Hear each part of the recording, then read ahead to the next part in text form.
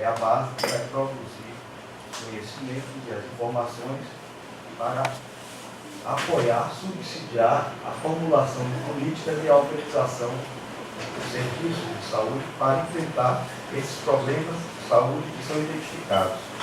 Então, a segunda área de concentração da saúde coletiva é a área de política, planejamento e gestão, que vai discutir, vai estudar, vai trabalhar em torno da identificação das melhores formas de prestação de serviços, de organização de serviços de saúde, para dar conta dos problemas que a epidemiologia foi identificar.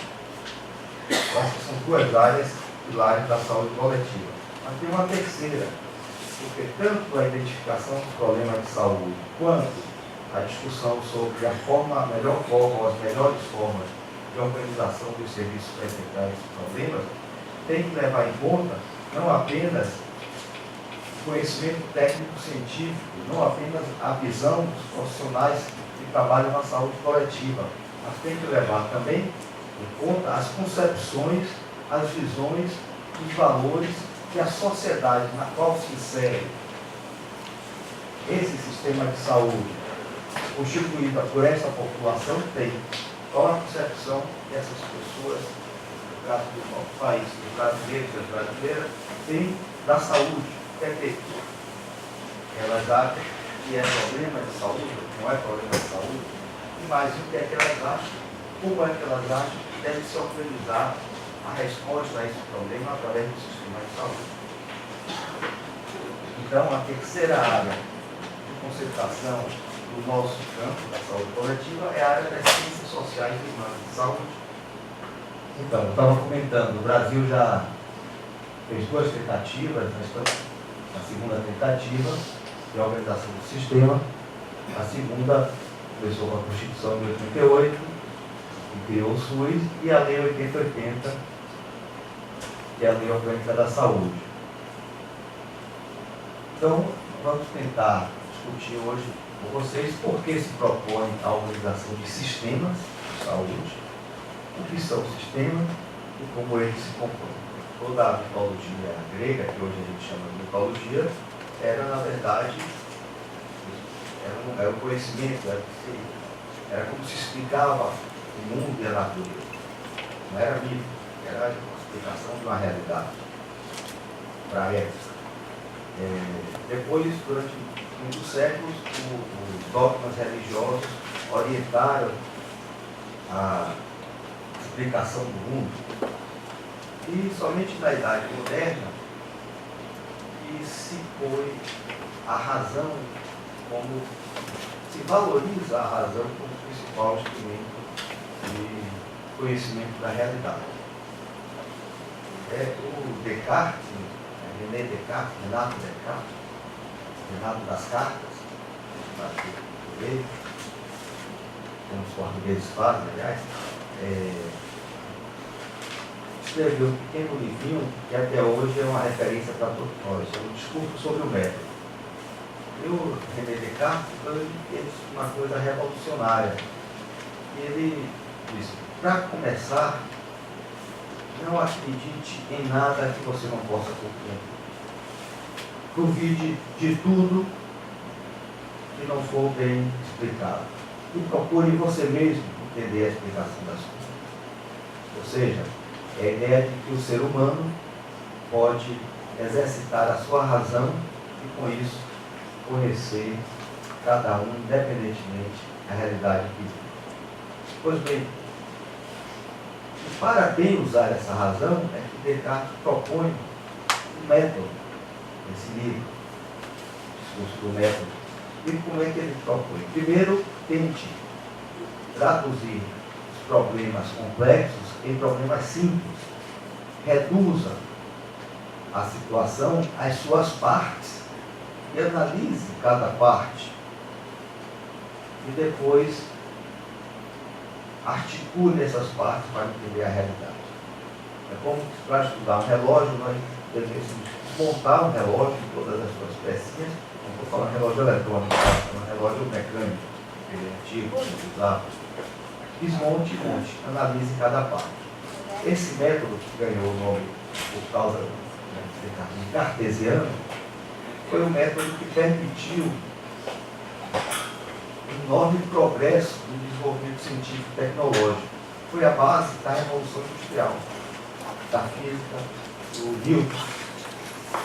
No entanto, o próprio desenvolvimento científico, com teorias como já no final do século XIX, início do século XX, uma teoria da evolução das espécies, da seleção natural, do Charles Darwin, ou já no século XX, a teoria da relatividade, do Einstein, que mostrou que espaço e tempo são uma só dimensão, ou a teoria da evolução, que mostrou que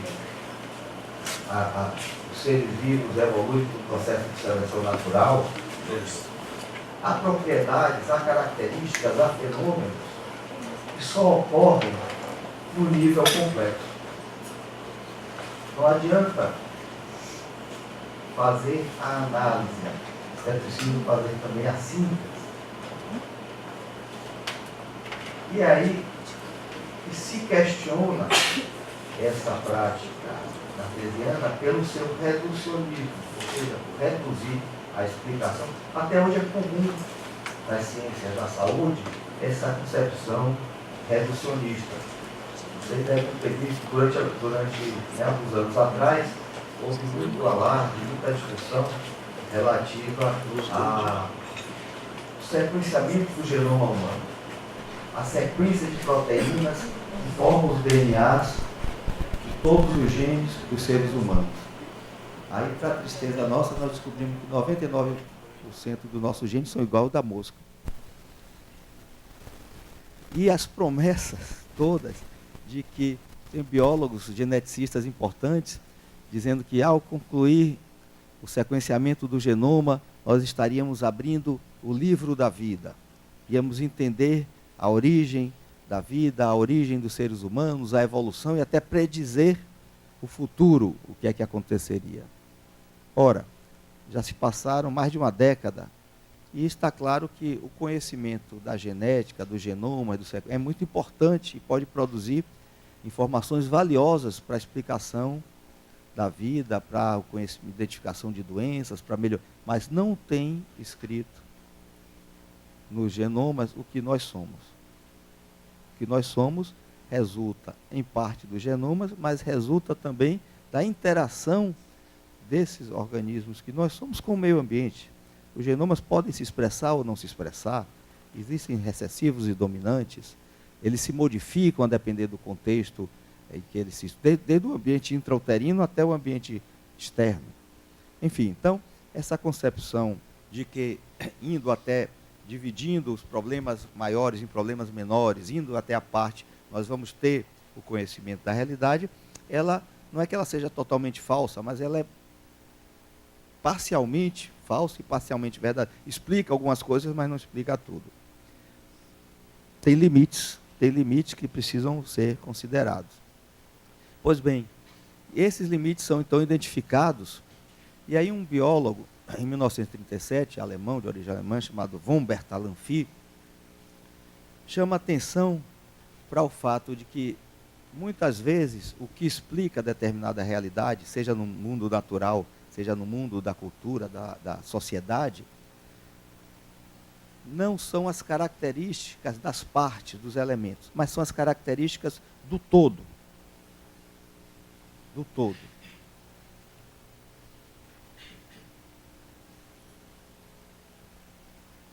E ele diz, essas características do todo podem se manter constantes, independentemente de quem compõe esse todo. Ou seja, nós podemos falar de sistemas biológicos, mas podemos falar também de sistemas mecânicos, e o número de elementos, as relações que se estabelecem entre esses elementos, a intensidade das relações, a proximidade das relações, vão determinar características que serão comuns a diferentes conjuntos de elementos. porque o que vai determinar a característica desses sistemas não são as características dos seus elementos, mas são as características das suas interrelações. É a discussão que se atualizou atualmente na ideia de redes. Se popularizou muito com a ampliação das redes de computadores, da internet. Enfim, a teoria geral dos sistemas, que começa na biologia, ela se torna aplicável, ela é aplicável a todas as áreas do conhecimento. A ideia de que as relações entre os elementos de um determinado conjunto de elementos são determinantes das características daquele conjunto de elementos é uma ideia muito forte. Mas vejam, a teoria geral dos sistemas dá um passo importante no sentido da explicação dos conhecimentos, da explicação da realidade, da produção de conhecimentos. Mas ela, às vezes, cai em um outro tipo de reducionismo. É como se ela dissesse, a explicação pelas partes não serve porque é reducionista. Temos que explicar observando o todo. Mas se nós nos limitarmos a explicar observando apenas o todo, esquecemos de observar as partes, nós também vamos estar sendo reducionistas. Não a redução às partes, como no caso do Descartes, mas uma redução ao todo, como no caso do Bertrand Lanfy. É aí que surge a teoria da complexidade. O Edgar Morin, que é o principal autor dessa teoria da complexidade, ele vai chamar a atenção para uma frase de um importante filósofo francês chamado Pascal, que ainda no século XIX, 1600 e pouco, vai dizer: eu não consigo conhecer o todo sem observar as partes, assim como eu não consigo conhecer as partes sem observar o todo. É aquela história da floresta e da árvore. Temos que observar a floresta e da árvore. Pois bem, essa discussão que nós aplicamos ao sistema de saúde. Nós precisamos estudar o sistema de saúde como um sistema. As características que o Sistema Único de Saúde, ou o Sistema Brasileiro de Saúde tem, decorre tanto das características das suas partes, das características dos profissionais de saúde, dos estabelecimentos de saúde, dos mecanismos de financiamento, da população e dos diferentes grupos da população, como decorre também da articulação das relações que se estabelecem em cada uma dessas partes. Isso tanto serve para falar de sistema de saúde, quanto de sistema de serviço de saúde. Uma característica importante dessa teoria da complexidade, que precisamos aplicar na análise do sistema de saúde, é a existência de propriedades ou de características que os cientistas dessa teoria chamam de emergentes. O que é que significa características ou propriedades emergentes? São aquelas características, são aquelas propriedades que os fenômenos têm a partir da sua constituição em sistema.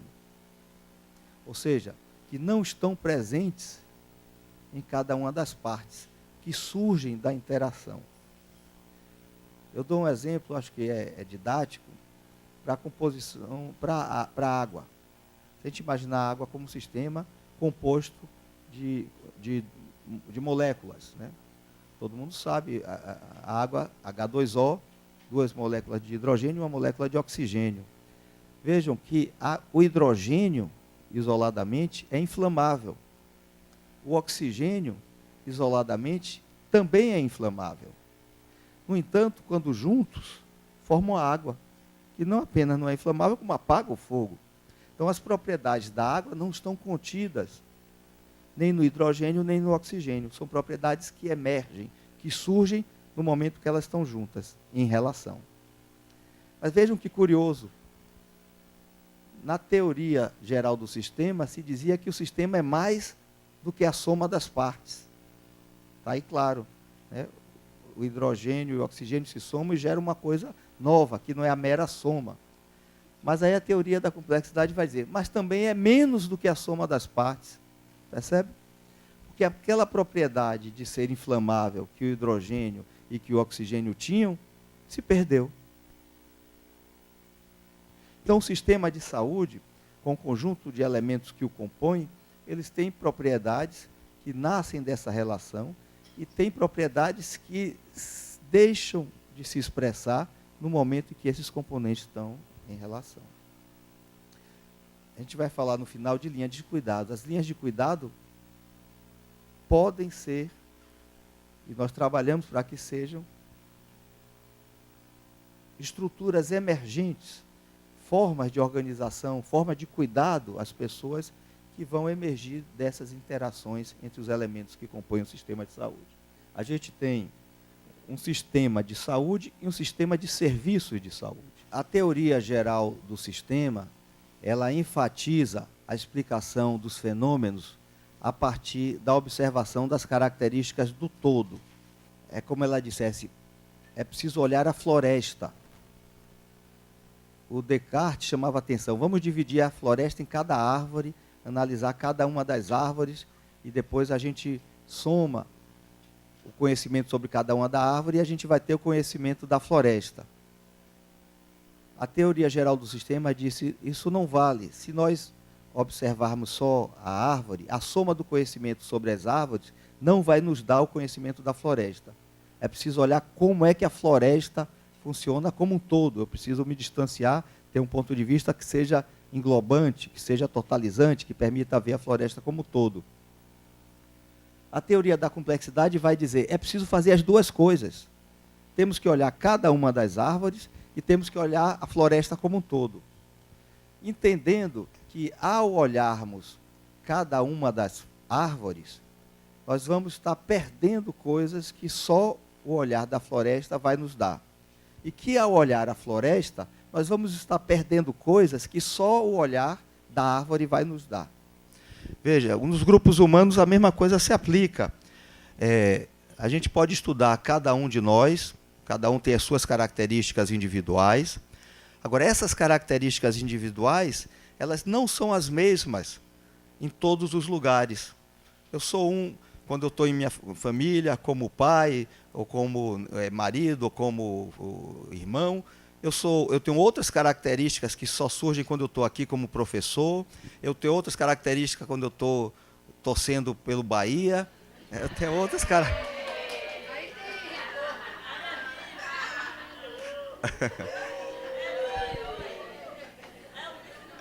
Eu tenho outras características. E cada um de nós. Só uma brincadeira. Não.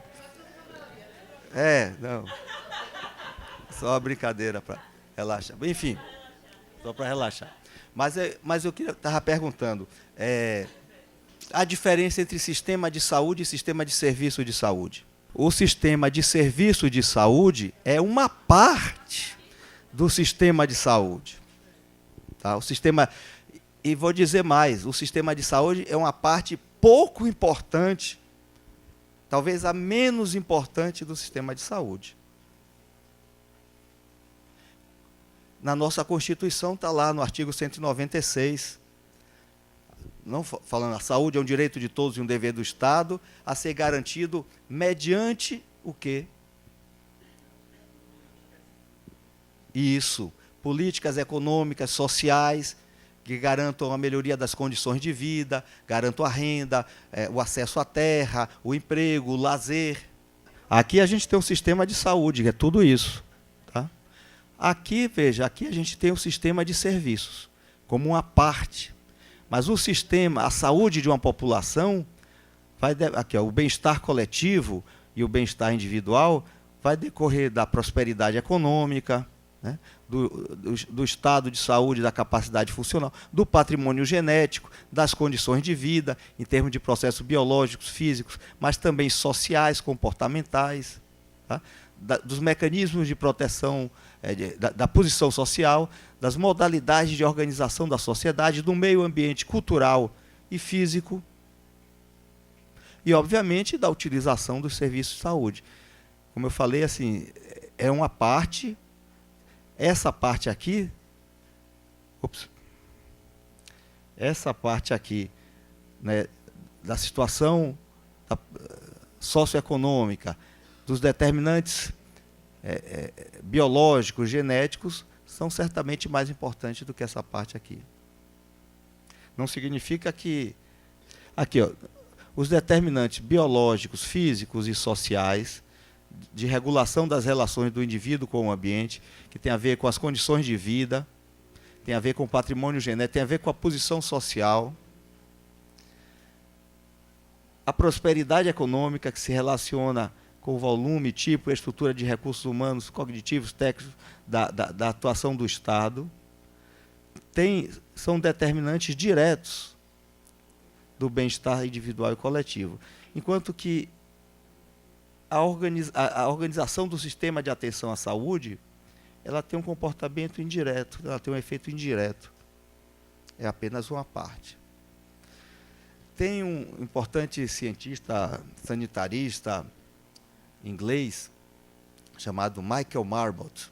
Michael Marmot presidiu recentemente, já tem uns 10 anos, a Comissão Mundial sobre os Determinantes Sociais da Saúde. Mas ele adquiriu essa proeminência porque ele fez um estudo super interessante sobre os determinantes sociais da saúde, mostrando, ele analisou durante muitos anos a situação de saúde dos servidores públicos ingleses, dos serviços públicos, não só da saúde, mas de toda a administração pública da Inglaterra. E ele observou um gradiente de saúde relacionado à posição social. Veja que curioso. Obviamente não tem nenhum servidor público inglês que não tenha as suas necessidades básicas satisfeitas. Todos têm casa, todos têm, né, alimentação, todos têm educação, todos têm, enfim. Não há aquela situação de pobreza que as pessoas têm dificuldade até para morar, para vestir, para se alimentar, etc. Então, todo mundo tem condições de sobrevivência adequadas, mínimas. Mas ele observou que entre o funcionário de escalão inferior, do ponto de vista salarial, do ponto de vista do vencimento, das atividades, e o funcionário da alta direção do sistema de saúde inglês, passando pelos escalões intermediários, havia uma diferença. Quanto mais alto na estrutura hierárquica do sistema inglês, mais tempo as pessoas vivem, menos doenças elas tinham ao longo da vida. Para todas as causas, sejam doenças infecciosas, como tuberculose, AIDS, gripe, etc., sejam doenças crônico-degenerativas, como câncer, doenças cardiovasculares, respiratórias, etc. Ou seja, existe... E, assim, se você está no escalão intermediário, você tem uma expectativa de vida e uma taxa de prevalência de doenças que é melhor do que a de quem está no escalão inferior, mas pior do que quem está no escalão superior. Isso tem a ver, essa talvez é a principal hipótese, com o grau de satisfação no trabalho e com o grau de autocontrole, de você ser capaz de controlar a sua própria rotina de trabalho. Quanto mais sentimento de autonomia as pessoas têm, de condução sobre o seu processo de trabalho, mais protegidas elas estão em termos de sua situação de saúde. Redes de atenção à saúde. Eu mencionei rapidamente da discussão de redes de computadores. Veja, desde 1948 foi implantado o Sistema Nacional de Saúde inglês, o National Health Service, eles chamam Serviços Nacionais de Saúde. Ao longo da década de 50 e de 60, essa concepção de sistemas nacionais de saúde, junto com a ideia de estado de bem-estar social, de que o Estado deve prover os serviços para assegurar a saúde da população, se expandiu, sobretudo pelos países da Europa, mas também pelo Canadá, Japão, Austrália, outros países. E, durante essas décadas, cresceu, se expandiu o conjunto de serviços componentes desses sistemas nacionais de saúde. Nos anos 70, no entanto, começou a se verificar que certas partes do sistema cresceram mais do que outras. Que a ideia de integração, que a ideia de articulação, que a ideia de coordenação entre os componentes do sistema estava enfraquecida. É aí que surge a ideia de redes. A proposta de redes não é nada mais do que uma tentativa de fortalecimento da articulação entre os elementos do sistema, de enfrentamento da fragmentação dos sistemas. Obviamente que um sistema fragmentado é um não sistema, porque sistema vem do grego, significa conjunto. Se está fragmentado, não está junto. Mas, de todo modo, o que tinham era, portanto, tentativas de organização do sistema que tinham se fragmentado. A ideia de rede veio, portanto, reforçar a importância da integração do sistema. Fosse assim, o nosso sistema foi pensado como sistema, mas está funcionando de forma não sistêmica, fragmentada. Vamos tentar reagrupar, exatamente. Vamos, para isso, não mais falar de sistemas, senão ninguém vai entender, mas vamos falar de redes. Queremos constituir, então, as redes de atenção à saúde. Pois bem, então, quando a gente está falando aqui de componente do sistema, a gente está falando também de componentes das redes. Entendendo o sistema no significado da sua palavra como sinônimo de redes.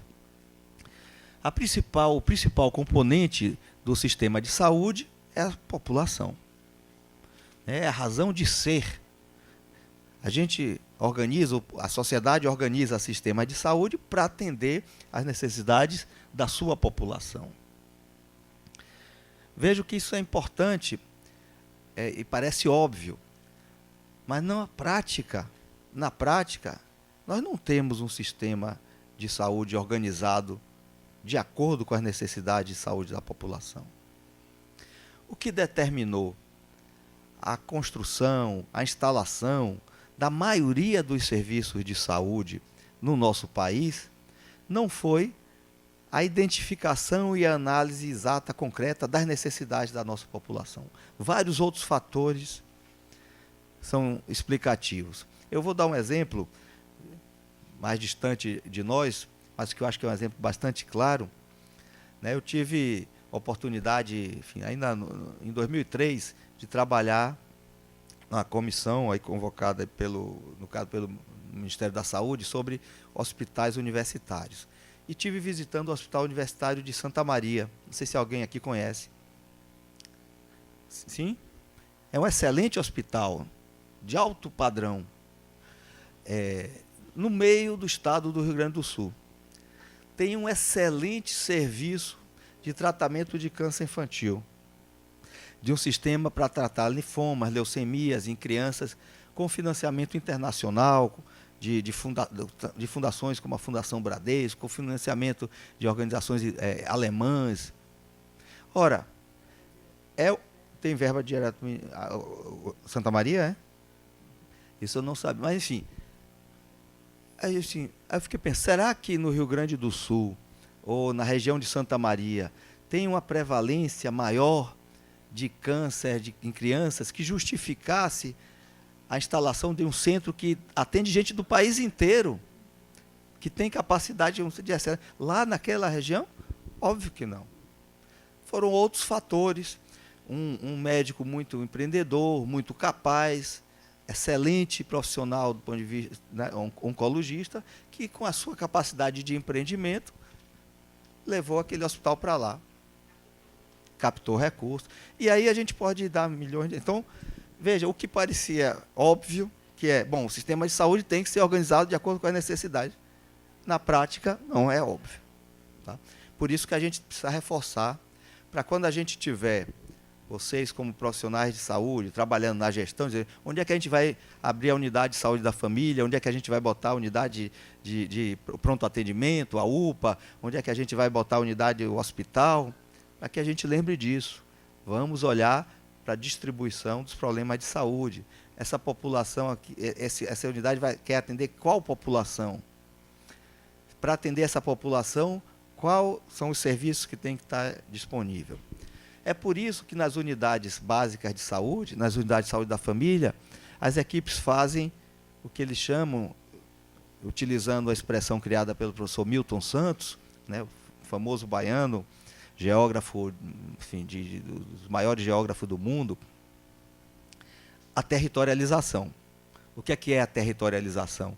Não é, o professor Milton Santos ele diz, o território não é o espaço topográfico, não é apenas a geografia, é a forma em que a população se organiza para viver, para trabalhar, para estudar naquele ambiente.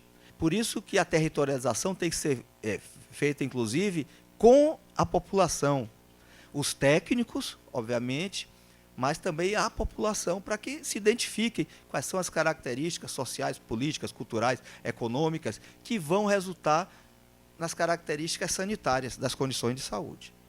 Então, esse processo de territorialização que os agentes comunitários conduzem, junto com a equipe de saúde da família, junto com a representação das comunidades, é que vai permitir identificar essas necessidades, para que aí, veja, a rigor, cada unidade de saúde da família tem que ter características distintas, de acordo com as condições em uma determinada comunidade. Pode ser que a tuberculose seja o principal problema, na outra pode ser que tenha uma população de idoso mais importante, uma proporção maior de idosos, na outra de crianças, enfim, é esse reconhecimento da realidade que é preciso ser feito. O ideal é que a área de abrangência da unidade seja definida a partir dessa identificação. A gente, às vezes, busca até ir mais fundo na delimitação do que a gente chama de microáreas homogêneas em termos de condições de vida. Porque a gente tem, o PSF foi um grande avanço, não tenho dúvida nenhuma, expandiu a oferta de serviço de saúde, melhorou, tem o professor Maurício Barreto, a professora Rosana Aquino, David Razella, vários colegas aqui do UIS, que têm estudos publicados mostrando os impactos positivos sobre a saúde da estratégia de saúde da família. Reduziu mortalidade infantil, mortalidade de menores de 5 anos, reduziu internações por causas que podem ser resolvidas na atenção básica, etc. Mas, veja, a gente ainda tem uma ideia de que cada equipe de saúde da família, um médico, um enfermeiro, 2 ou 4 técnicos de enfermagem, mais 6 ou 8 agentes comunitários, vão atender 4.000 pessoas. Não dá, é muito. 4.000 pessoas para uma equipe é muito. Obviamente que a gente precisa expandir. Já foi um avanço ter essas equipes, mas essas equipes precisam, por isso que é mais importante ainda fazer esse processo de territorialização, para dentro das 4.000 pessoas, né, 1.000 famílias, 800 a 1.000 famílias, se identificar aquelas que estão sob maior situação de risco, que estão sob maior situação, que têm maior necessidade de saúde. Tá? Pois bem, população, então, é o principal componente de qualquer sistema ou de qualquer rede de saúde. O segundo componente se refere à infraestrutura. A infraestrutura tem 4 subcomponentes. O primeiro e o mais importante se refere aos trabalhadores da saúde. A saúde, assim como a educação e outros setores de caráter social, depende fundamentalmente da interação humana. Por mais que as tecnologias sejam importantes, né, a gente faz exames, faz tomografias, faz ultrassons, que parece que a gente está vendo o órgão dentro, né, assim, com uma perfeição exata. Mas esses exames, todas essas tecnologias, não substituem o trabalho humano. Muita gente usa o Google agora, né, para fazer o diagnóstico. Não, estou sentindo mal, estou com febre, estou com dor. Aí põe lá na maquinazinha, aí sai as suspeitas. Mas não dá para confiar. Não dá para confiar, né? Porque, como se diz, né, nos cursos de saúde, não existem doenças, existem doentes. Né? 2 diabéticos não são iguais. 2 hipertensos não são iguais. Embora Por isso que precisa da hermenêutica, da capacidade de interpretação. O relato dos sinais e sintomas exige uma capacidade de interpretação que o Google não tem. Eu assisti uma vez uma palestra falando de computação quântica, que o cara dizia que os computadores, não esses que a gente conhece, esses que estão em fase experimental, existem os computadores da teoria quântica, que eles vão ter a capacidade que hoje só o ser humano tem de fazer inferências, de fazer... A gente sabe, quando tem aqueles códigos de imagem que eles põem na tela, né, o computador não é capaz de ler, né? Eles botam, às vezes... Como é que chama aquilo? É um negócio cheio de risco, cheio de rabisco. No meio tem umas letras ou uns números. O nosso cérebro consegue abstrair aqueles riscos e é o código, né? AR. OE. E aí a gente consegue perceber as letras e aí registra as letras e é assim aqui. O computador não consegue, mas ele diz que esse computador quântico vai conseguir. Mas, enfim, por enquanto a gente não consegue. Então, é preciso o trabalho humano. Por isso a importância do... Vocês vejam que coisa engraçada. Na área da bancária, a informatização reduziu muito o número de funcionários, né? Hoje os bancos têm muito menos funcionários, tudo você faz na máquina, ou às vezes pela internet, etc. Na área da saúde, não. A cada equipamento novo, mais profissionais, mais um subtipo, mais um tipo de técnico e de especialista a gente precisa. Então, a importância dos trabalhadores no sistema de saúde é fundamental. Olha que eu optei por chamar trabalhadores de saúde. Tem uma discussão que vocês vão, não vou falar aqui agora, mas enfim, vocês precisam estar atentos à diferença entre recursos humanos, pessoal de saúde, profissionais de saúde, trabalhadores de saúde e força de trabalho em saúde. São abordagens diferentes, tá? Deixa aí só para quem tiver curiosidade depois buscar. No texto que a gente está usando para referência tem tudo isso. É um capítulo aqui. A maioria de todo o curso que vocês estão tendo, a maioria das referências. O livro aqui é organizado pelo Jair Nilson Silva Paim e Naumar de Almeida Filho. São os organizadores. Nossos colegas aqui, professores titulares de política e de epidemiologia. Saúde coletiva, teoria e prática. Pois bem, o trabalho dos profissionais de saúde, dos trabalhadores da saúde, é que vai determinar o desempenho do sistema de saúde. Todas as políticas de saúde, qualquer programa de saúde, só se materializa, só se concretiza no trabalho da linha de frente, dos agentes comunitários, dos enfermeiros, dos dentistas, dos nutricionistas.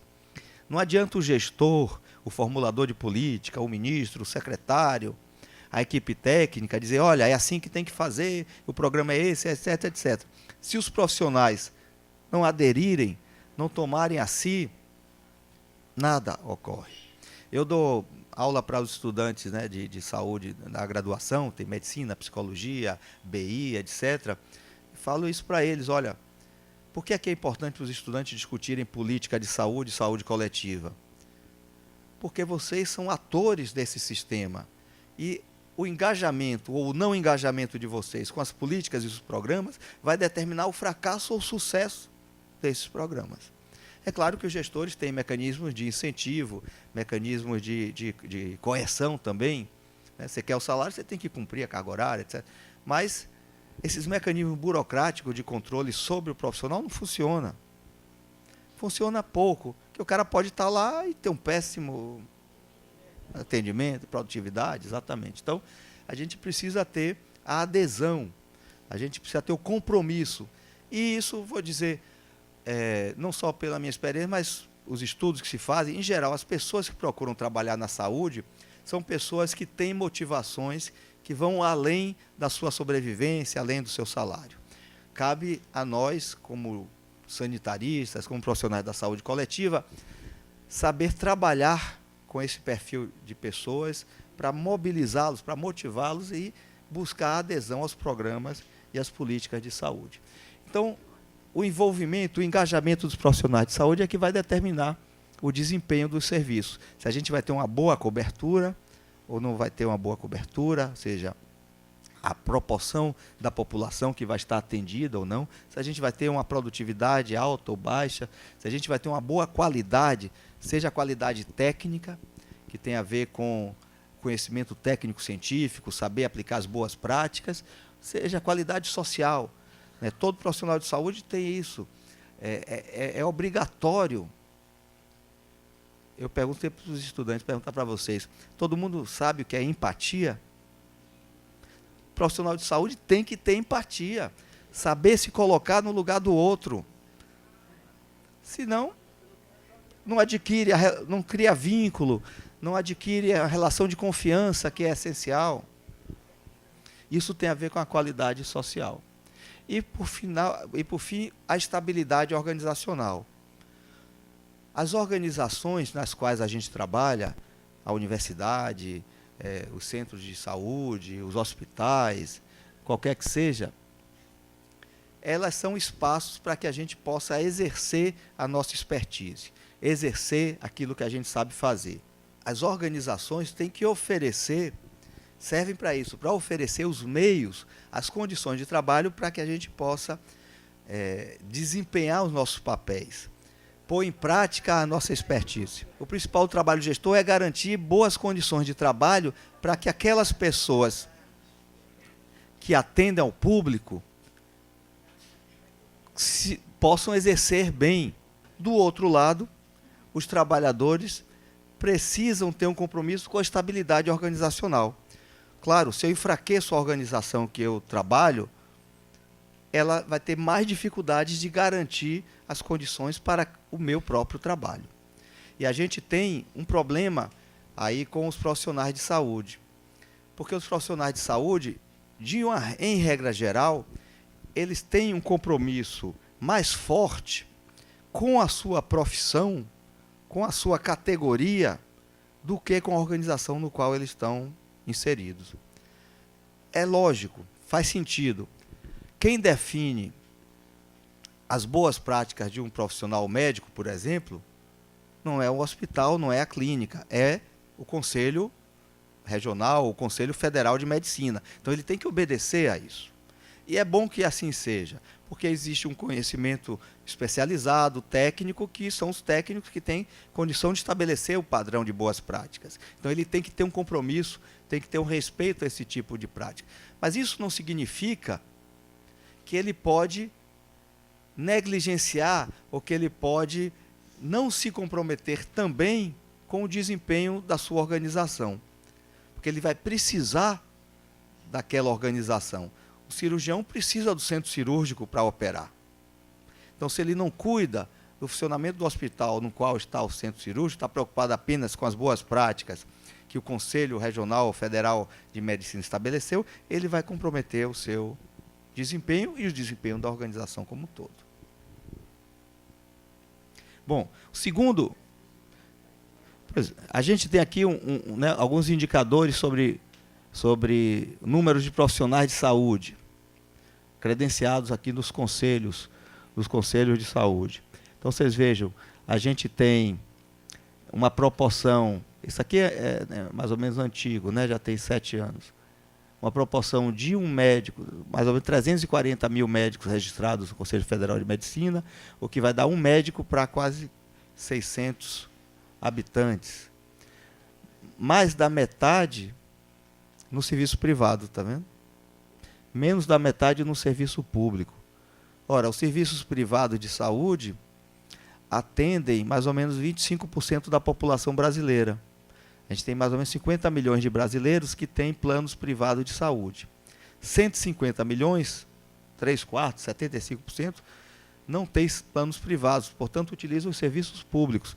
E aí a gente tem, percebe? Para 25% da população, a gente tem 55% dos empregos médicos. E para 75% da população, a gente tem 44% dos empregos médicos no setor público. Por isso que eu falei de empregos e não de médicos. Você tem razão. Porque tem médico que está no público e no privado. Aqui, essa relação aqui não se aplica a médicos, se aplica a empregos. Teve uma época que estava analisando os CAPs, né, o Centro de Atenção Psicossocial na Bahia, e tinha psiquiatra em 6 CAPs, em diferentes estados, em diferentes regiões do estado, imagine. Bom, em termos de enfermagem, 270 mil enfermeiros, a proporção de 1 para 700, profissionais credenciados no Conselho Federal de Enfermagem. A colega está dizendo, a gente tem 1 milhão e quase 2 milhões, não é isso?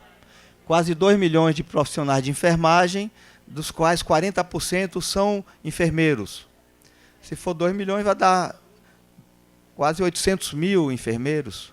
Odontologia, isso é só um exemplo. Veja, trouxe essa tabela apenas como um exemplo do número de profissionais para mostrar, sobretudo, essa coluna aqui.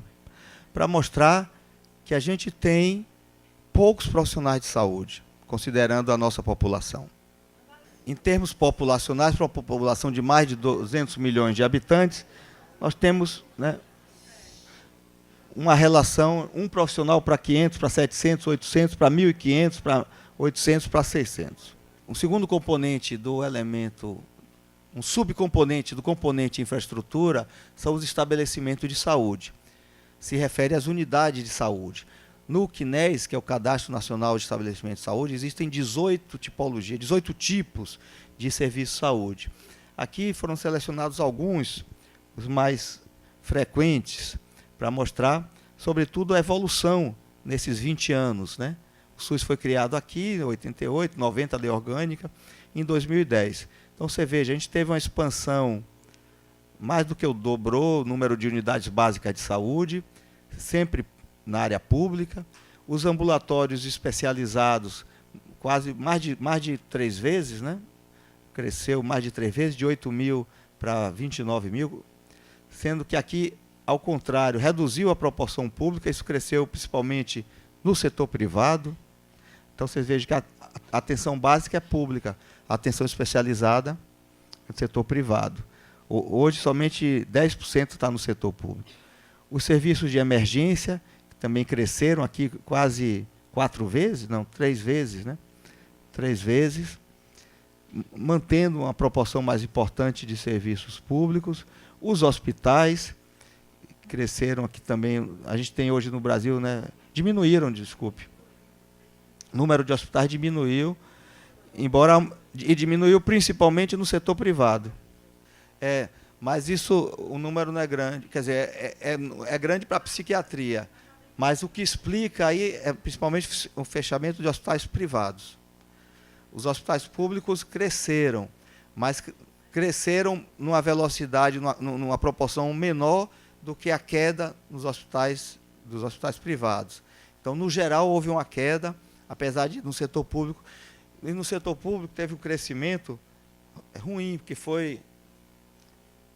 O que é que eu digo ruim? Porque foram, sobretudo, nos anos 90, com a descentralização, a municipalização da saúde, houve a construção de muitos hospitais de pequeno porte. 50 leitos, 30 leitos, que são hospitais que estão ociosos, tem pouca densidade tecnológica, pouca resolutividade, pouca efetividade, e, enfim, aumentou o número de leitos. Mas aquela ideia que está muito no senso comum, que os prefeitos tinham também, hoje tem menos, mas assim, recebi dinheiro para a saúde, o que é que a gente faz com dinheiro para a saúde? Constrói hospital. Mais ou menos isso que ocorreu. Funciona mal. Vou dizer, internacionalmente, não tem nenhum padrão. Houve muito debate entre especialistas de todo mundo, da Organização Mundial da Saúde, e não se chegou a nenhuma conclusão sobre qual seria a proporção ideal de número de leitos por habitante. Não tem um padrão.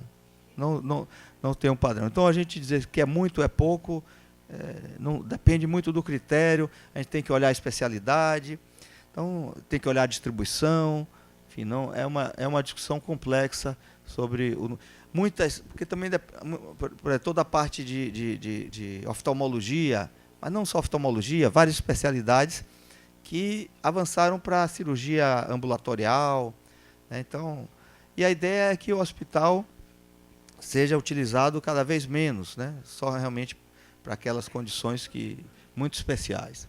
Por último, olha aqui os serviços de apoio diagnóstico terapêutico, né? Os laboratórios, os serviços de imagem, assim por diante, que teve um crescimento importante também, né? De mais de 4 vezes um crescimento. Esse dado é de 92. E veja como a predominância continua sendo do privado.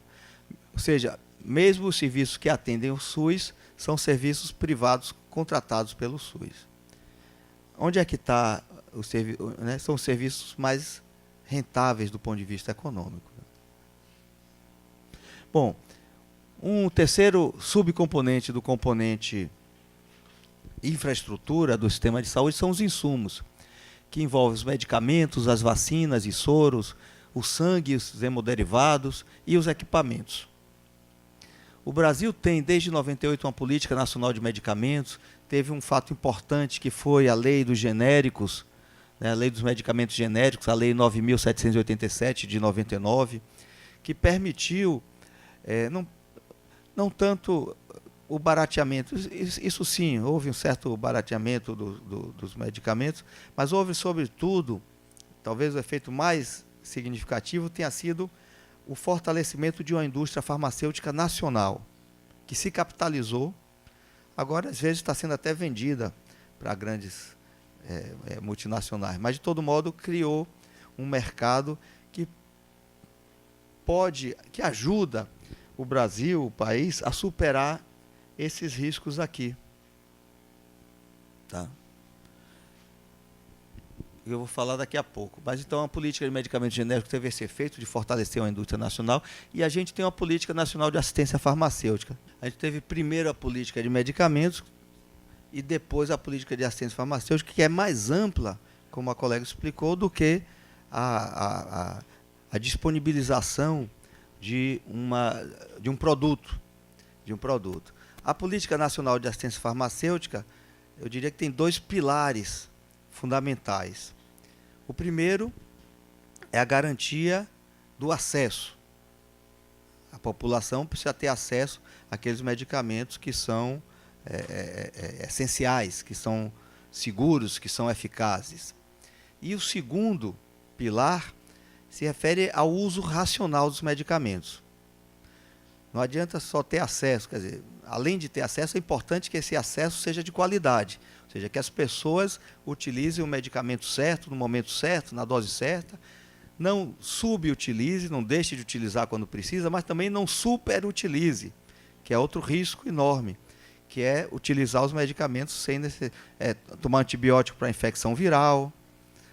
Você sabe, eu assisti uma palestra da Margaret Chan, que é a atual diretora-geral da Organização Mundial de Saúde, um negócio alarmante. A Organização Mundial está muito preocupada com a questão da resistência antimicrobiana. Ela disse que em 2050, portanto daqui a 33 anos, nenhum dos atuais antibióticos vai ser efetivo. Já tem muito problema hoje. Casos de tuberculose resistente, e muitas vezes por conta do mau uso dos medicamentos. Então, a utilização racional dos medicamentos é fundamental e é um dos pilares da nossa política. Eu tomei vacina contra a febre amarela alguns anos atrás, porque eu fiz uma viagem para Costa Rica. Aí eu fui obrigado a tomar. Mas aqui, quem mora em Salvador, a princípio, não era obrigado. Com essa epidemia que está vindo agora, é que se mudou um pouco. Cada item desse dá uma aula, né? É assim mesmo. Vacinas e soros. Nós temos um Programa Nacional de Imunização desde 1973, é anterior ao SUS, inclusive. Eu, pessoalmente, acho que é a maior conquista da saúde coletiva brasileira. Vocês são jovens, mas eu, na minha infância, tive sarampo, né? Tem uns colegas de cabelo branco também aqui. Hoje as crianças não têm sarampo, coqueluche, varicela, a grande maioria, graças às vacinas. E olha que coisa interessante, a maioria dessas vacinas, que são utilizadas, sobretudo nas crianças, são produzidas no Brasil, pelo Instituto Butantan, em São Paulo, ou pela Farmanguinhos, no Rio de Janeiro. Então, é um programa muito bem sucedido, que, enfim, as novas vacinas que têm sido fabricadas, que têm patentes, têm sido fabricadas pela indústria de saúde, né, a indústria farmacêutica, essa sim tem um custo muito mais alto. Então, só a vacina contra o HPV custa quase tanto todas as outras vacinas do PNI. Nós devemos saber disso. Então, a gente precisa urgentemente modernizar o parque tecnológico, a base industrial do nosso PNI, para a gente continuar garantindo a cobertura vacinal e a prevenção das doenças que podem ser prevenidas. Sangue e hemoderivados. Temos também uma política nacional de sangue e hemoderivados. Na época da Constituição, a gente estava naquela epidemia de AIDS em hemofílicos, personalidades como o Enfio, como, enfim, públicas, eram hemofílicos, contra aí Betinho, o irmão dele, da campanha contra a fome. Enfim, houve uma sensibilização que fez com que fosse proibida a comercialização de sangue do nosso país, e existe um esforço. O Brasil tem uma boa política nacional, tem um bom sistema, uma rede de hemoterapia de boa qualidade, que funciona bem, tanto que a gente não vê no jornal, a gente não vê muitas... Agora, tem uma dificuldade, isso sim, infelizmente, a gente viu no jornal, que é com a Hemobras. Está aí desde 2004, tentando se construir, instalar a fábrica em Pernambuco, para que a gente se torne autossuficiente. O objetivo é esse, que hoje, não sei se vocês sabem, mas a gente exporta o sangue para a França, o sangue que é coletado aqui, vai todo para a França, tem um convênio do Ministério da Saúde com o laboratório francês, que é público, e importamos os hemoderivados. Quer dizer, a gente fica mais caro, né? Então, mas tem um acordo de transferência de tecnologia, a gente espera que nos próximos anos... A Hemobras já devia estar funcionando, né? Já tinha previsão para funcionar em 2014, então já tem aí 3 anos de atraso. Mas, enfim, a gente espera que continue avançando para que a gente tenha o sangue produzido aqui e, com isso, tenha uma gestão mais eficiente. E, por fim, os equipamentos. A gente tem na área de odontologia uma importante indústria nacional, né? O da Biatlante, que exporta, inclusive. Mas, fora isso, todo o resto é importado. Vocês conhecem Siemens, Philips, GE, Toshiba, enfim, que estão, inclusive, abrindo fábricas no Brasil, porque nós somos um mercado importante, mas nós não produzimos. E a gente sabe aqui, quando precisa de manutenção, o esforço, o sacrifício que é, né? Toda essa parte, veja, de insumos, inclusive medicamentos, inclusive as vacinas novas, são fontes que a gente diz de vulnerabilidade, de ameaças à sustentabilidade. O que quer dizer isso? Vou dar um exemplo. Quando a Argentina, aqueles generais insanos que estavam lá na época da ditadura, declararam guerra à Inglaterra por conta das Malvinas, a primeira coisa que a Inglaterra, uma das coisas que a Inglaterra fez e conseguiu foi bloquear toda a venda de medicamentos para a Argentina. São laboratórios internacionais, ou ingleses, ou americanos, ou holandeses, ou suíços, ou franceses, que apoiaram a Inglaterra e pararam de vender. Então, o país que não tem capacidade de produzir seus medicamentos fica exposto, fica dependente dessas empresas, que são empresas internacionais, mas que estão vinculadas aos países mais desenvolvidos. Então, tem um problema de vulnerabilidade, de segurança nacional. E o outro problema, que é mais palpável, digamos assim, que é mais imediato, as ameaças à sustentabilidade, os gastos. O Brasil tem um déficit na balança comercial de medicamentos que é assombroso, é da ordem de 10 bilhões de reais por ano. Tudo é importado praticamente. Mesmo os genéricos são, como é que chama? Não é montado, são... Me ajude. Encapsulados aqui. Mas o princípio ativo é importado. Vocês sabem de onde? Da China e da Índia. São os dois principais produtores, que o Brasil não tem capacidade de produzir, porque o Brasil, inclusive, isso foi um equívoco enorme, ainda no governo Fernando Henrique, de assinar o acordo reconhecendo as patentes de outros países. A Índia e a China não fizeram isso. E aí, rapidamente, a gente estava fazendo isso, veja que absurdo. A biomanguinhos, farmanguinhos estavam sintetizando o antirretroviral para AIDS. Já estava copiando, né? Copiando o que os laboratórios internacionais faziam para produzir aqui. No entanto, aí no meio desse processo, ainda no governo Fernando Henrique, ele assinou o acordo chamado TRIP, que é relacionado a patentes, e parou. E aí o Brasil não pôde continuar, enquanto a Índia e a China continuaram. E aí eles hoje vendem para o mundo todo, inclusive para a gente. Não vendem para eles mesmos. É curioso isso, porque a Índia e a China não têm um sistema de saúde público como o Brasil tem. Então eles produzem muito e exportam. É bom para a economia deles, mas o povo deles tem dificuldade de acesso. Nós temos acesso, que a gente tem o SUS, mas a gente não produz e aí a gente paga bilhões de dólares para comprar esse médico. Então, e os custos são muito altos. Recentemente foi aprovada uma lei para criar a identidade única, né? Inclusive com biometria, que aí, como já tem na Justiça Eleitoral, em vez de ter CPF, identidade, título eleitoral, aqueles documentos todos, a gente teria um registro único desde o nascimento que serviria para tudo. É possível fazer isso, mas eu tenho uma colega, uma pessoa que trabalha na Justiça Eleitoral, e eles estão assustadíssimos, viu, Aline? Eles estão assustadíssimos com essa proposta, porque a infraestrutura de pessoal e de equipamentos que eles têm hoje, para dar conta desse, vai ser muito difícil. Então vai precisar de muito investimento em pessoal, em equipamentos, para poder viabilizar isso, que é uma coisa que vai simplificar muito a vida do cidadão, mas exige um investimento.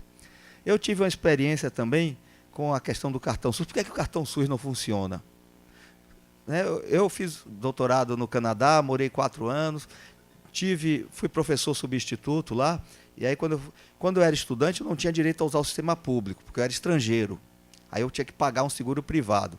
Mas no final do meu período, eu fui convidado para ser professor substituto, fui contratado, aqueles contratos temporários pela universidade, e aí, como contrato, eu pago imposto, tenho direito a utilizar o sistema público. Aí tirei uma carteirinha, inclusive com a minha foto, e com isso você utilizava todo o serviço de saúde, e você tinha tudo ali registrado, seu histórico, etc. Por que é que não funciona no Brasil? Eu tive a experiência aqui em Salvador. Qual foi a maior dificuldade que eu percebi para a gente implantar o cartão de SUS? Veja, a informatização só funciona num serviço que funciona. Aí a gente foi ver as unidades de saúde do município de Salvador. Muitas não tinham espaço, não tinham rede elétrica, não tinham condições de receber um computador. Aí nós dissemos, bom, vamos implantar a marcação de consultas por telefone ou pela internet. Nessas, a gente não conseguiu. Bom, pelo menos nas que têm condições de infraestrutura, que já tem computador, que tem telefone, a gente vai botar. Aí qual é o problema? O cumprimento da carga horária dos profissionais. Se você vai marcar consulta antes, por telefone, por internet, você vai marcar de 15 em 15, de 20 em 20 minutos, e vai marcar a manhã inteira, ou a tarde inteira, ou o dia inteiro, se for na atenção básica. Aí você marca e o profissional não está. Aí você abre processo de sindicância e não anda. Então, assim, a questão da informatização, na área da assistência farmacêutica, a colega deve conhecer o Horus. O Horus é um sistema que o Ministério da Saúde desenvolveu, muito bacana para a administração de medicamentos. No entanto, se nós não resolvermos o problema da infraestrutura, das condições de trabalho, do profissional de saúde, a informatização não vai adiantar. Aí fica fazendo. Aí hoje, assim, você tem um cartão SUS, esqueci, então faz outro. Aí você fica com 3, 4, 5 e cada vez não utiliza. Aqui alguns dados sobre oferta de medicamentos, ou desculpe, de equipamentos. Veja, o diagnóstico por imagem, a gente tem 108 mil equipamentos, dos quais 30% disponíveis para o SUS. Em termos de infraestrutura aqui eu me perdi. Métodos óticos, 37 mil equipamentos, dos quais 20% disponíveis para o SUS. Métodos gráficos, 35% disponível para o SUS. Manutenção da vida, 10%, aqui o equipamento de UTI, sobretudo. Equipamentos odontológicos, 25% no SUS. Outros equipamentos, 13%. De modo geral, vocês vejam que a grande proporção de equipamentos está no setor privado. E a menor parte, 18% na média desses equipamentos, no SUS. Onde tem mais é em métodos gráficos, né, que é sobretudo ECG, né, eletrocardiograma, é que tem no SUS. Coerente com aquela distribuição das unidades. O SUS tem atenção básica, 98% é SUS, mas a atenção especializada, apenas 20% é SUS. Bom, o quarto e último subcomponente do componente infraestrutura se refere a conhecimento, né? Cuidados em saúde se faz com base em conhecimento, sobretudo conhecimento técnico-científico. O Brasil tem, desde 2004, uma política nacional de ciência, tecnologia e inovação em saúde. Tem um complexo econômico industrial da saúde, principalmente a partir dos genéricos, se formou uma boa infraestrutura em termos farmacêuticos, mas tem laboratórios públicos, já mencionei Farmanguinhos, Biomanguinhos, Butantan, tem no Paraná, tem outros, né, em outros estados. A Bahia está reorganizando, reconstruindo a Bahia Farma, e tem uma política importante de parcerias para o desenvolvimento produtivo. O que é isso? É um acordo que se faz tripartite entre a indústria internacional, a indústria nacional e um laboratório público, para a transferência de tecnologias. A indústria internacional, que é dona de uma determinada patente, faz um acordo, ela tem a exclusividade da venda daquele medicamento durante um certo período, com o compromisso de, ao longo desse período, ela transferir a tecnologia para a fabricação nacional, para que a gente possa voltar para fazer. Umas funcionam, outras não funcionam. Já foram firmados mais de 100 contratos de parceria para o desenvolvimento produtivo, inclusive algumas com a Bahia Farma. A Bahia Farma vai produzir, espero que tudo certo, insulina. Vocês sabem que a insulina, hoje produzida, veiculada no Brasil, é produzida na Ucrânia, por um laboratório da Ucrânia, tanto a insulina regular, quanto a NPH, quanto os análogos de insulina, aquele que tem na canetinha. E aí está se fazendo um acordo para que, entre a Bahia Farma e essa empresa ucraniana, para que venha produzir aqui na Bahia essa insulina. Bom, falamos então, vocês lembram já dos componentes do que nós já falamos? Os componentes do sistema de saúde, qual é o primeiro, mais importante? O segundo, vamos para o terceiro, então, a organização dos serviços de saúde. A organização do serviço de saúde se refere à forma como se distribuem, se alocam, são postas em práticas os serviços de saúde, os recursos de saúde. Grosso modo, a gente podia classificar em 4 a organização dos serviços de saúde no SUS. Em primeiro lugar, o serviço de assistência à saúde. Quando a gente fala de assistência à saúde, a gente está falando, sobretudo, de diagnóstico, tratamento e reabilitação, de cuidados curativos, de atenção individual. Então, a gente tem uma série de políticas relacionadas à assistência à saúde no nosso país. A gente tem uma rede hospitalar, a gente tem uma rede de atenção básica, a gente tem uma rede de unidades de atendimento de urgência e emergência, e assim por diante. Um outro conjunto de serviços de saúde se refere à vigilância em saúde, que são as ações de vigilância epidemiológica, de vigilância sanitária, de vigilância da saúde do trabalhador, de vigilância ambiental, que se organizam fundamentalmente nas ações de promoção da saúde e de prevenção de doenças. Vocês precisam ter cuidado, é comum a gente ver boas pessoas experientes, falando assim, As ações de promoção e prevenção da saúde. Percebe? Percebe um erro? Isso. A gente não quer prevenir a saúde. A gente quer prevenir a doença, ou os riscos, ou os danos. É um erro grotesco, mas infelizmente comum. Então, mas vamos prestar atenção quando a gente falar. Promoção sim, é da saúde. Proteção da saúde, recuperação da saúde. Mas prevenção é de doenças, de danos, de agravos. Então as ações de vigilância se concentram nas ações de prevenção de doenças. A principal estratégia mais comum é a vacinação. Mas a gente tem outras estratégias de prevenção de doenças que passam pela mudança de comportamentos e de estilos de vida. O Brasil tem uma política bem sucedida de controle do tabagismo, reduziu o número de fumantes, teve efeitos positivos, que envolve desde a mudança, a proibição de propaganda, aquelas carteiras com as fotos de doentes, enfim, a proibição de lugares, né, de fumar em interiores, em lugares fechados, etc. Tem vocês vejam como é boa a vigilância epidemiológica brasileira. O caso da microcefalia é um indicador disso. Já tinha ocorrido a epidemia de Zika em outros lugares, inclusive na Polinésia Francesa, e as pessoas esses sistemas não foram capazes de identificar a associação entre a infecção da gestante e a microcefalia, né, na criança, no recém-nascido. E aqui o Brasil identificou isso em Pernambuco. O Vitória foi campeão.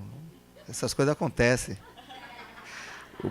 Pernambuco descobriu antes da Bahia, acontece. Mas, enfim.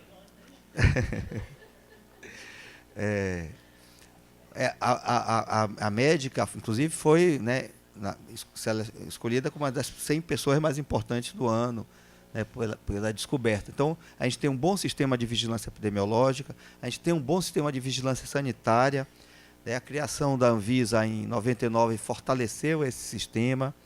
O trabalho de fiscais sanitários é um trabalho valoroso que tem ajudado a preservar. As pessoas que não falam que não usam o SUS, a gente lembra para elas que elas usam a vigilância sanitária, a vigilância... Na área de vigilância ambiental é que a gente ainda não andou, ainda houve poucos progressos. Na área de saúde do trabalhador tem progressos importantes, ainda tem algumas coisas que são brigas fortes, como o banimento do amianto, né? O benzeno também, aqui na Bahia. Além disso, nós temos... Veja, que esses serviços se organizam. É uma coisa curiosa, que em poucas áreas de políticas públicas funciona tão bem. A gente tem uma articulação da União com os estados e com os municípios na execução dessas ações de vigilância epidemiológica, de vigilância sanitária, que funciona muito bem. A cooperação intergovernamental, né, a cooperação federativa nessa área funciona muito bem. Por exemplo, na área da defesa civil, também não funciona assim. A gente tem a defesa civil nacional, estadual e municipal que pouco falam entre si. Essa é uma conquista importante da área da saúde e é um dos motivos do sucesso dessas políticas. É claro que tem a vigilância epidemiológica, mas aí não é problema da estrutura, da organização do serviço, é problema tecnológico. A gente tem um grande fracasso, que é o combate à dengue, né? São milhões investidos já há dezenas de anos, mas há mais de uma década, certamente, de anos, e a gente não consegue controlar a dengue, apesar de todo o esforço.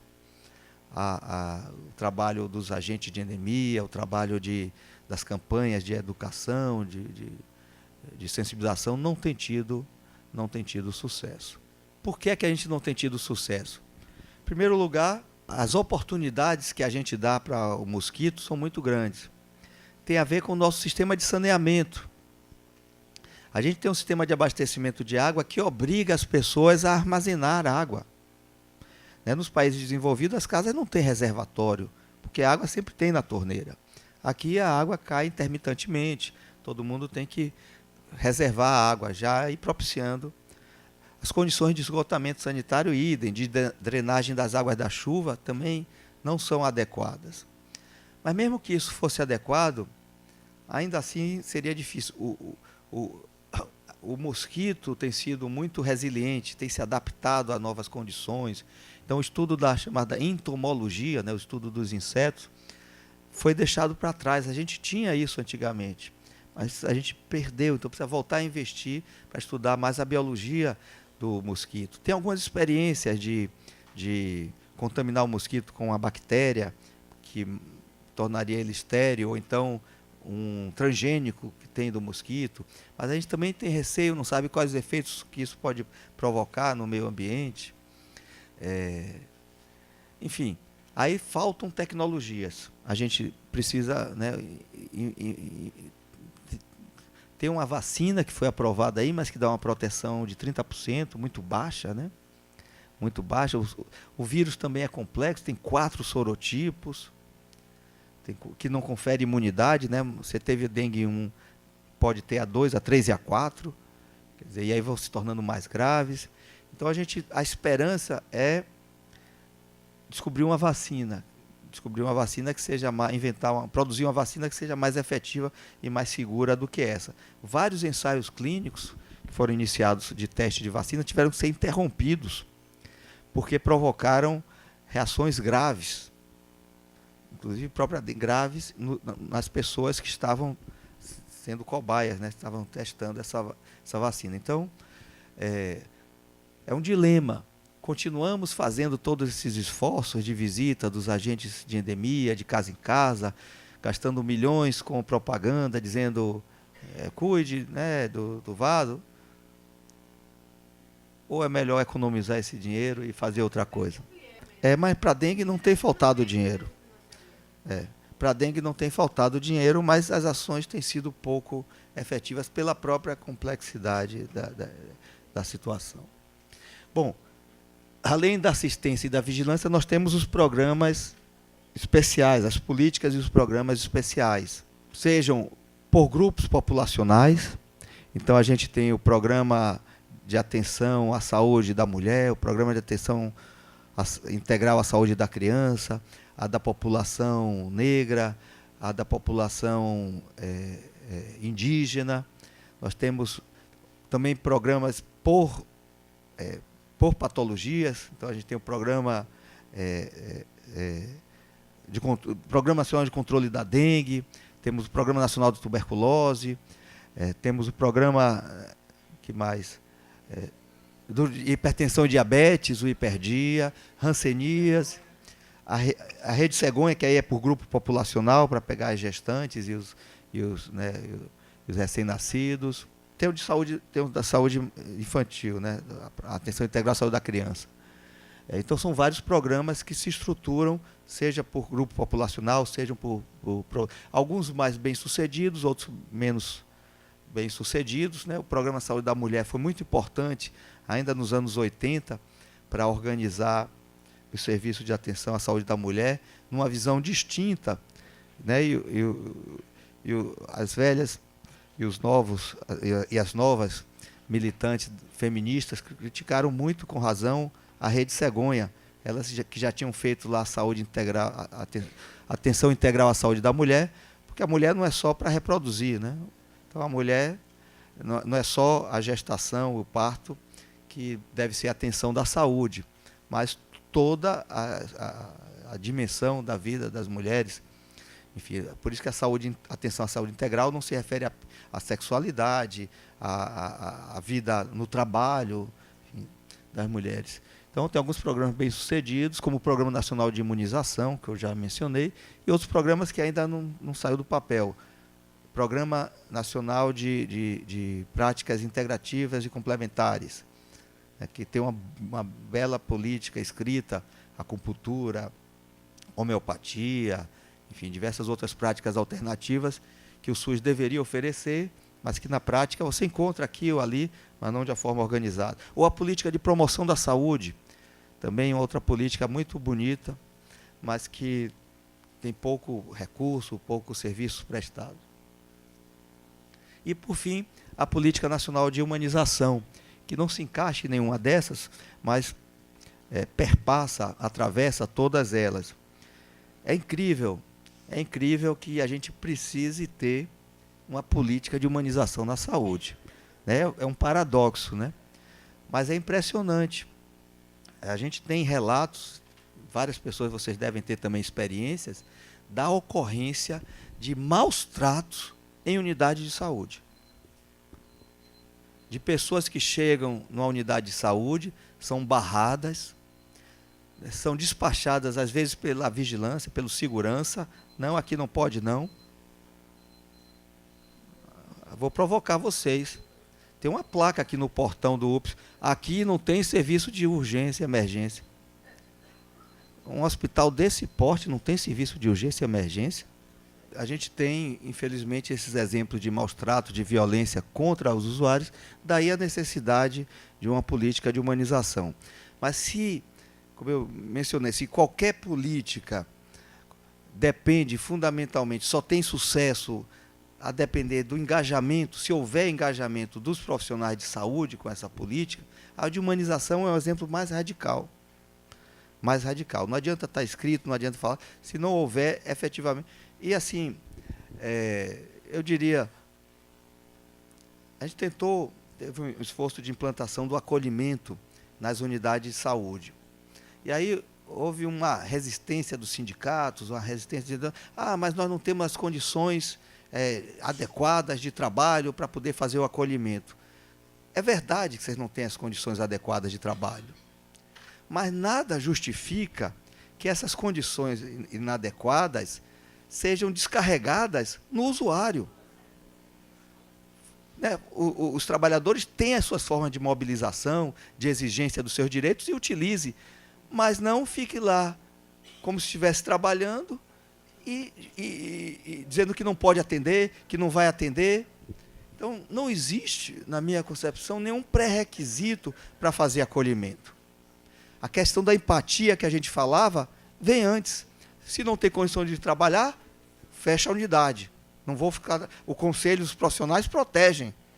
Eu concordo que tem que contemplar os profissionais de saúde. Só discordo que seja primeiro. Quem é o mais importante? Claro. Vamos fazer um intervalozinho, então, 15 minutos.